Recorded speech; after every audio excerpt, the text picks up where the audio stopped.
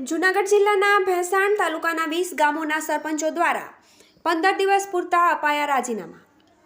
જૂનાગઢ જિલ્લાના ભેંસાણ તાલુકાના 20 જેટલા ગામોના સરપંચો દ્વારા વિવિધ મુદ્દાઓને લઈ 15 દિવસ પૂરતા રાજીનામા આપવામાં આવ્યા હતા। આ અંગે ભેંસાણ તાલુકા સરપંચ એસોસિએશનના પ્રમુખ અને રાણપુર ગામના પૂર્વ સરપંચ સુરેશભાઈ સાવલિયા દ્વારા જણાવવામાં આવ્યું હતું કે તાલુકા વિકાસ અધિકારી દ્વારા યોજાયેલી બેઠકમાં અમારા બિલો ન બનતા હોવાની સાથે જીએસટી તેમજ સરપંચોના પડતર કામો સહિતના મુદ્દે સરપંચો દ્વારા વારંવાર જિલ્લા પંચાયત કચેરી ખાતે ધક્કાઓ ખાવા છતાં પણ કામો ન થતા હોય જે સંદર્ભે તેમજ ગૌચર હટાવવા મુદ્દે પણ સરપંચો રાજ્ય સરકારની સાથે સક્ષમ હોય પરંતુ ગૌચરની જમીનની હદ અને નિશાન દર્શાવવામાં ન આવતા હોવાથી સરપંચો પણ લાચાર હોય છે।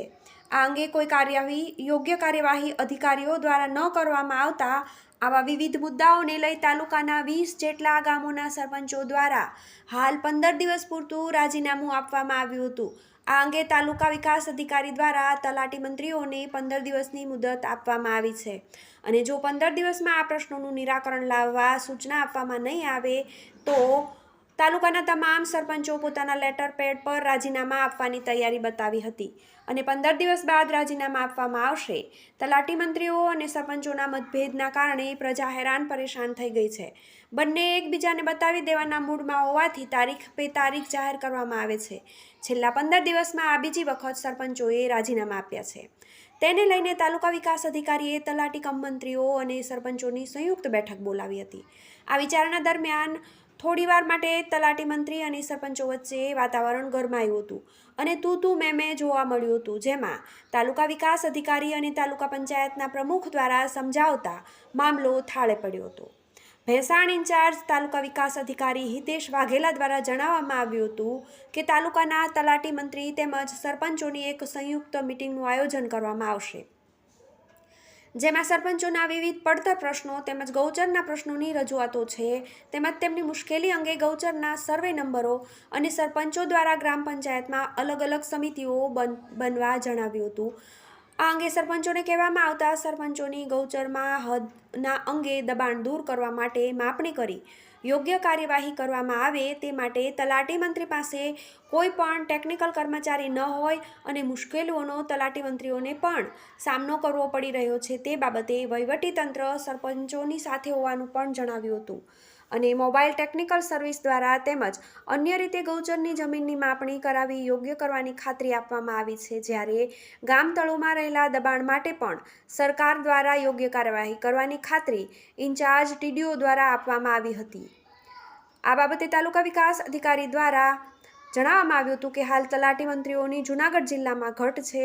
જે ગામમાં હાલ ઇન્ચાર્જ તલાટી મંત્રીઓ છે તે તલાટી મંત્રીઓને કયા વારે કયા ગામમાં રહેવાનું તેનું યોગ્ય એક ટાઈમ ટેબલ બનાવવામાં આવશે જ્યારે એક જ તલાટી મંત્રી એક જ ગામમાં છે તેને જરૂરી મિટિંગો સિવાય તે ગામમાં દરરોજ રેગ્યુલર હાજર રહેવાનું રહેશે તેવું પણ જણાવવામાં આવ્યું હતું। આમ સરપંચોની વિવિધ માંગણીઓને લઈ હાલ તો 20 જેટલા ગામોના સરપંચો દ્વારા 15 દિવસના રાજીનામાનું એક અલ્ટિમેટમ આપ્યું હોવાનું ભેંસાણ ઇન્ચાર્જ તાલુકા વિકાસ અધિકારી હિતેશ વાઘેલા દ્વારા જણાવવામાં આવ્યું હતું।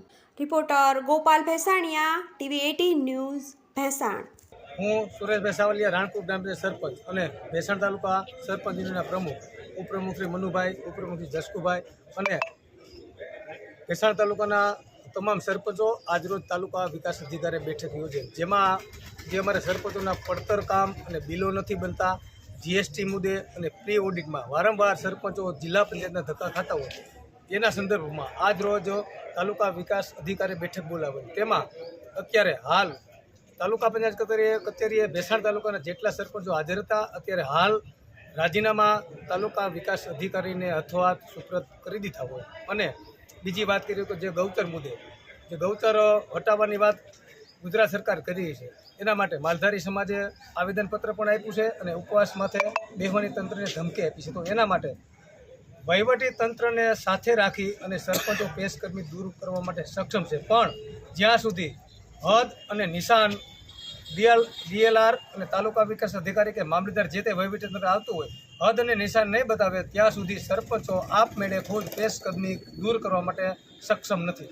હાલ કેટલા દિવસ પૂરતું છે તમારા? હાલ અત્યારે અમારે તાલુકા વિકાસ અધિકારીની બેઠક પૂર્ણ થઈ હોય તેમાં જે અમારા પ્રશ્નો અમે લેખિતમાં આવેદનપત્ર આપ્યું છે દિવસ 15ની અંદર સાહેબ એવી ખાતરી આપી છે કે 15 દિવસની અંદર તમારા પ્રશ્નો સોલ્વ થઈ જાય અને આ પ્રશ્ન 15 દિવસમાં તાલુકા વિકાસ અધિકારી સોલ્વ નહીં કરે તો અમે ભેસાણ તાલુકાના તમામ સરપંચો પોતાના લેટર પેડ ઉપર સ્વૈચ્છિક રાજીનામા આપી દેવાની 15 દિવસે આવેદન હતું કે રાજીનામા રાજીનામું અત્યારે સુપ્રત કરેલું છે પણ તાલુકા વિકાસ અધિકારીને વિશ્વાસમાં નહીં લે એવી વાત કરવામાં આવી છે કે 15 દિવસમાં જો તમારો નિકાલ નહીં થાય તો ભેસાણ તાલુકાના તમામ સરપંચો પોતાના લેટર પેડ ઉપર સ્વૈચ્છિક રાજીનામું આપી દેશે.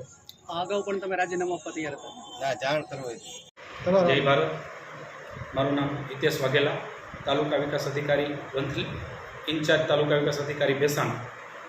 આજરોજ ગ્રામ પંચાયતના સરપંચશ્રીઓ અને તલાટી કમ મંત્રીશ્રીઓની સંયુક્ત બેઠકનું ભેસાણ તાલુકા પંચાયત ખાતે આયોજન કરેલું હતું અને જેમાં સરપંચશ્રીઓના અગાઉથી જે જૂના વિવિધ પડતર પ્રશ્નો છે અને એની મુશ્કેલીઓ છે એ બાબતે તેઓએ વિવિધ રજૂઆતો કરી હતી અને જેમાં મુખ્ય રજૂઆત તરીકે જે ગૌચરના સર્વે નંબરો છે એ ગૌચરમાં દબાણો દૂર કરવા માટે સરપંચશ્રીઓને આપણે કહેવામાં આવેલ છે.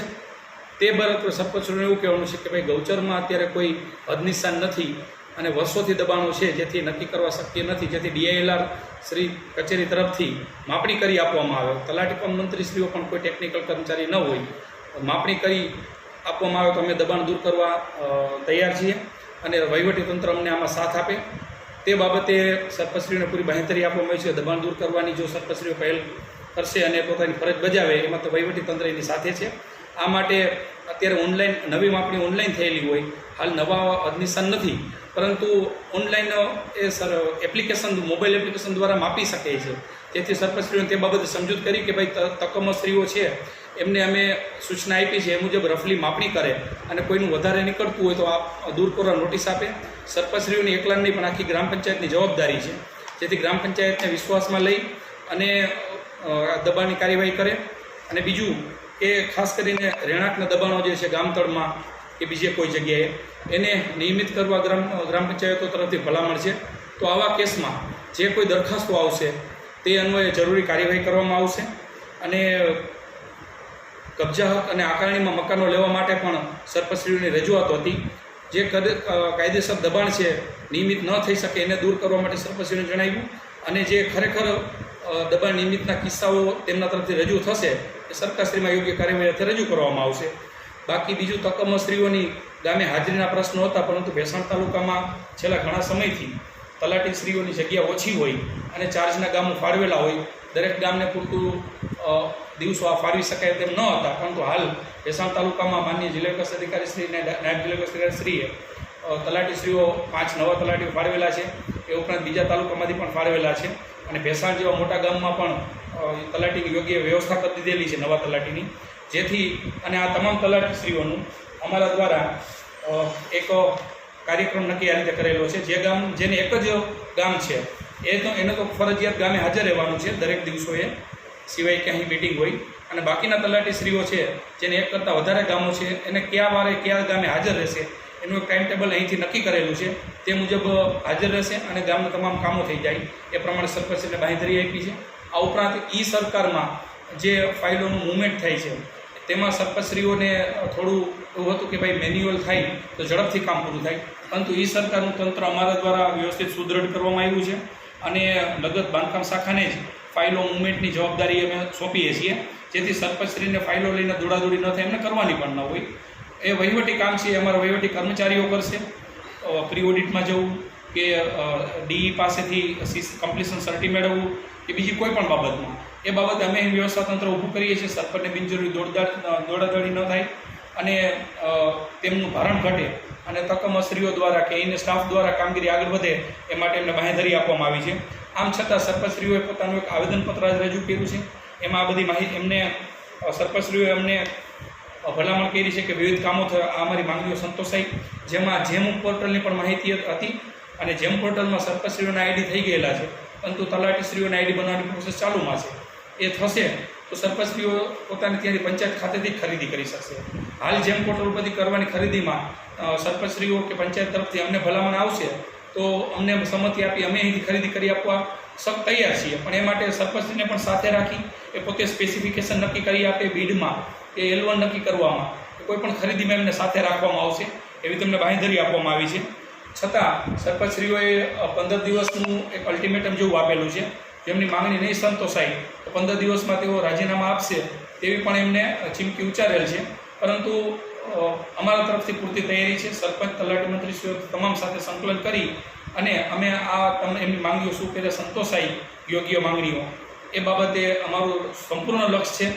અને આશા છે કે સરપંચશ્રીઓ સાથેનું અમારું સંકલન ફળીભૂત થાય અને કોઈ પણ પ્રકારના વિવાદો વગર ભેસાણ તાલુકામાં એકદમ શાંતિથી પંચાયતોમાં વહીવટ થાય એવી આશા છે. ખાસ કરીને આપણે 12 દિનનું અલ્ટિમેટમ આપ્યું, અમે રાજીનામા આપ્યા કે ખાલી એમનું આપ્યું? નહીં, એમણે અત્યારે રાજીનામા ઉપર વિષયમાં એવું લખ્યું છે કે સરપંચશ્રીઓ સામૂહિક રાજીનામા આપવા બાબતે, અને અંતે તેમણે એવું પણ જણાવેલું છે કે રાજીનામું આપવાની ફરજ પડશે. એટલે એ રીતનું એમનું લખાણ છે.